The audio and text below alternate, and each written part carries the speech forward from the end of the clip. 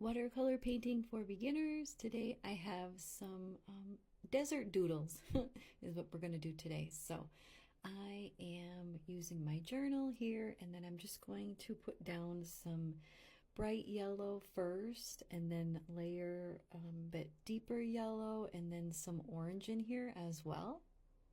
And then this, I'm showing here my flat brush. I'm just pulling up a bit to create some of the rays. And this is a dry brush, it's not wet. And it just helps to blend things out a little bit. And you can control the direction. And if you put a little too much, you can use a paper towel or a cloth there and pick up some of the paint, and then you'll see the highlights as well. And on the bottom, since it's the desert, I'm just going to use a few different browns. And it's the first one is a bit deeper than a yellow ochre, and then some burnt sienna. And here I'm just showing, those are some really interesting things I found at the Dollar Tree, and they help to hold your brush like in place so it's not rolling all over the table. And yeah, back to the painting. So again, I'm just doing a second layer here on the sky and pulling up to create those rays. And then you may have to blend with your other brush a little bit with some water.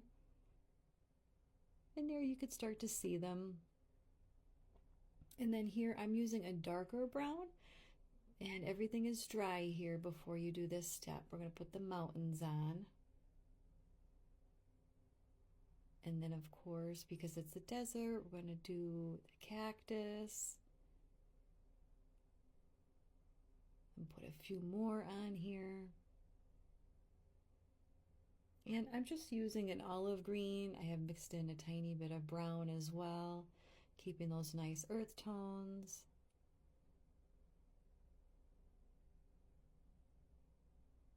And then some shadows with the brown as well.